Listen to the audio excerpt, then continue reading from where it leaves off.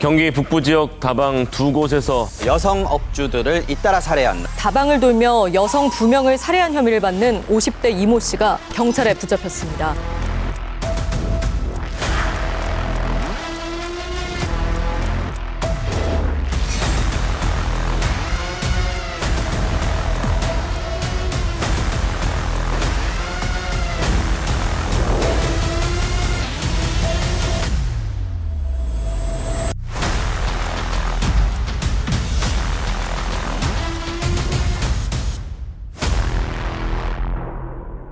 오늘 라이브 이슈에서는 비열한 연쇄 살인마 이영복의 범행을 집중 조명해 보고자 합니다. 이영복은 성인이 되기 전부터 범죄를 저질러 왔습니다. 강간 및 강도 등의 범죄로 전과가 무려 8범이었는데요. 성인이 된 이후 교도소에서 복역한 기간만 20년이 넘는다고 합니다. 이영복을 비열한 범죄자라고 부르는 이유, 바로 이 범행들에서 피해자가 대부분 여성이었기 때문입니다. 자기보다 약한 사람만 골라서 범죄를 저지른 거잖아요. 그렇죠. 그리고 이 감옥을 절대 처벌을 두려워하지 않는 것 같아요. 그냥 걸리면 걸리는 거고 걸리기 전까지 내가 하고 싶은 대로 해야지라는 생각인 것 같아요. 그 전과 8범이라고 아까 전에 뭐 여러 개 말씀해 주셨지만 도대체 어떤 범죄예요, 다? 네, 1993년도에는요 강도 강간 혐의로 징역 10년형을 선고받았고요. 출소한 이후에도 여성을 노려서 폭행 및 절도를 계속 일삼았습니다. 그래서 징역 10년을 또 선고받기도 했고요. 심지어 2018년도에는 전자발찌를 끊고 범행을 저지르기까지 했습니다. 이렇게 이영복은요 인생의 절반 가까이를 교도소에서 보낸 겁니다. 야, 진짜 사람 못 고쳐 쓴다는 말은 이런 사람을 두고 하는 말이 아닌가. 네, 그렇게 살던 이영복, 54살이 되던 2022년에 다수절도 혐의로 다시 경찰에 검거가 됩니다. 그리고 재판을 받게 되죠. 그런데 재판부는 잘못을 뉘우치고 있고 생계형 범죄의 성격이었다라는 참작 사유를 받아들입니다. 그렇게 해서 결국 징역 1년형의 가벼운 형을 선고하게 되고요. 심지어 이영복, 이 형기를 다 채우지도 않고 조기 출소를 하게 됩니다.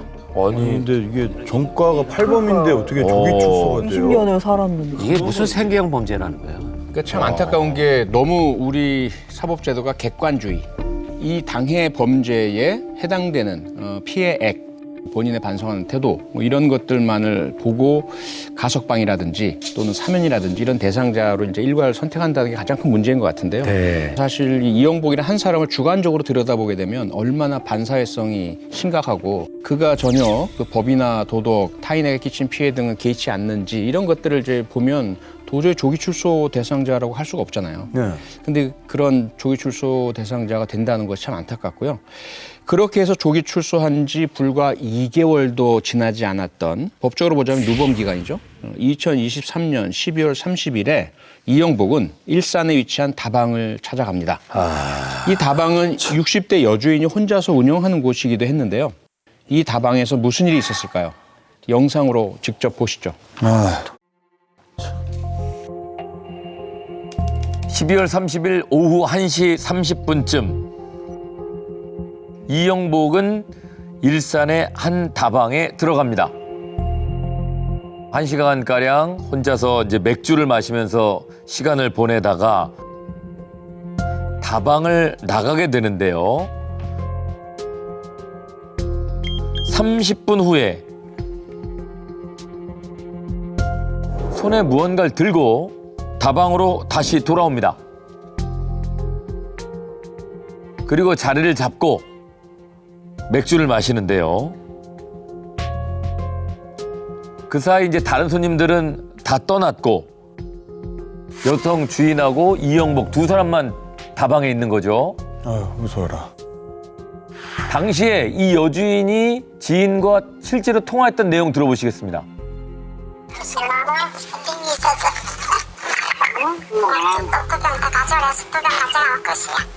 어제 끝났어? 아직 안 끝났지. 투병 더 가져오래. 이 통화 이후에 마지막 손님 이영복을 보내려던 여주인이었는데요. 영업 종료 시간이 다가올 때쯤에 갑자기 이영복이 돌변했습니다.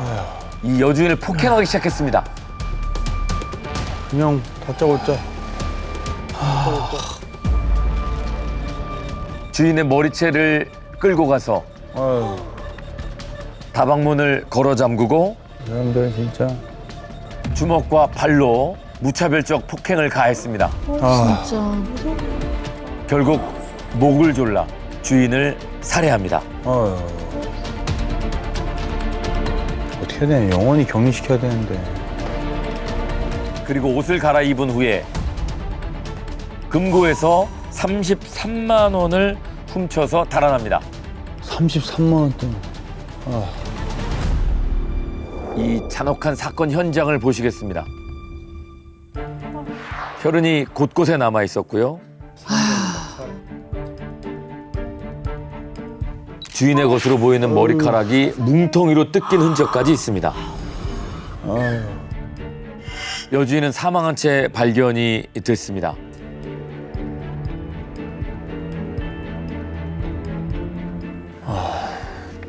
새해를 이틀 앞두고 다방 여주인이 살해당했습니다.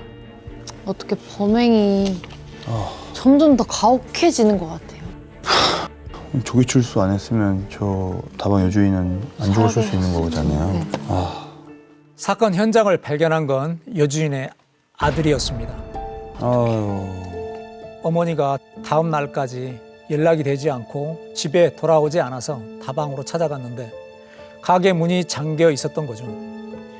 이상한 생각이 든 아들은 경찰에 신고를 했고 그렇게 60대 다방 여주인은 12월 31일 싸늘한 주검으로 발견됐습니다. 이 엄마의 모습을 발견을 한 그 아들의 마음이 상상할 수 없을 정도의 아픔이죠. 이건 진짜. 당시 사건 현장은 정말 끔찍했습니다. 가게 한쪽에는 뭉텅이로 뽑힌 머리카락 뭉치들이 있었고 주방 바닥 곳곳엔 혈흔이 가득했습니다. 여주인은 무자비한 폭행을 당한 듯 콧뼈와 늑골이 골절돼 있었고 얼굴은 부풀어 올라 형태를 알아보기 힘들 정도였다고 합니다. 뭐 어떻게 때렸길래 저렇게 피가 나고 아니 왜 저렇게까지 그런 거예요? 뭐 원한은 없었을 것 같은데 그냥 들어간 다방에서 저렇게까지 할 만한 이유가 뭐예요 도대체? 자, 일단 그 다방 여주인과는 일면식도 없는 사이였습니다. 와. 그럼에도 불구하고 이영복이요 5시간가량을 다방에 머물면서 다방에 있던 다른 손님들이 나가기만을 기다렸습니다. 그리고 오후 6시 이영복과 여주인이 단둘이 다방에 남게 되니까 갑자기 돌변한 이 이영복이 아주 잔인하게 여주인을 공격합니다. 주먹과 발로 피해자의 얼굴을 집중적으로 폭행했지만 여주인이 사망하지 않자 미리 준비한 티셔츠로 목을 졸라서 결국 살해합니다. 티셔츠를 챙겨갔다는 거는 좀 뭔가 살해할 목적으로 티셔츠를 뭔가 사용한 게 아닌가 의심스러워요. 네, 미리 준비한 것을 봐서 범행 목적인 것은 거의 분명해 보입니다. 근데 범행의 어떤 목적이냐? 이영복이 만약에 과거에도 유사한 수법을 사용했고 자기가 즐겨 사용하는 교살 도구라고 한다면 살해 도구였을지는 모르겠는데 그런 흔적은 없습니다. 이후에 행한 범행에도 같은 방법이 반복되진 않았고요. 그래서 살해 도구로서 준비했다기보다는 자신에게 피해자의 혈액이 묻고 혈흔이 묻고 이런 부분들이 있기 때문에 미리 옷을 갈아입겠다라는 작정을 하고 그렇게 해서 도주 계획의 일환으로 준비한 셔츠가 아닐까 그렇게 지금 분석이 가능하고요. 이영복은요 여주인이 사망한 걸 확인하고 나서 물티슈로 자기 신발에 묻은 혈흔을 닦아냅니다. 그 다음에 이제 옷을 갈아입죠. 그리고 나서 이영복은 다방 안을 막 뒤집니다. 결국 현금 33만 원을 찾아내서 훔치고요.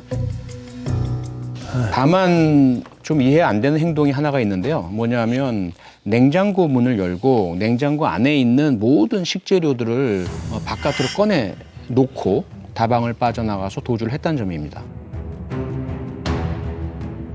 뭐야? 네. 단순 강도처럼 보이려고 일부러 더 막 헤집어 놨나? 헷갈리게 하려고. 근데 사실 그런 부분을 현장 조작이라고 하거든요. 자기의 범행 목적과 달리 보이려고 혹은 자기의 어떤 특성과 다른 특성을 가진 범인인 것처럼 수사의 혼선과 왜곡을 야기하려고. 그런데 이 이영복의 행동을 보면요. 자기가 사용하던 테이블, 자신이 마시던 맥주병, 맥주잔, 안주 그대로 남겨져 있었습니다. 그다음에 이제 바닥에도 자신의 신발을 닦은 피 묻은 물티슈, 피 묻은 청바지도, 양말도 바닥에 그대로 방치되어 있었습니다. 증거 인멸 시도가 없었다는 이야기죠. 이 행동은 그래서 뭔가 현장 조작 왜곡을 위한 목적이기보다는 자기의 어떤 욕구를 위한 행동으로 보이는데 첫 번째는 도주 과정에서 좀 먹을 음식을 챙기기 위해서 뒤졌을 가능성이 하나가 있고요. 또 하나는 그냥 흐트러뜨리고 파괴하고 자기의 어떤 감정을 분노 등의 감정을 표출하게 한 행동일 수도 있어 보입니다. 네.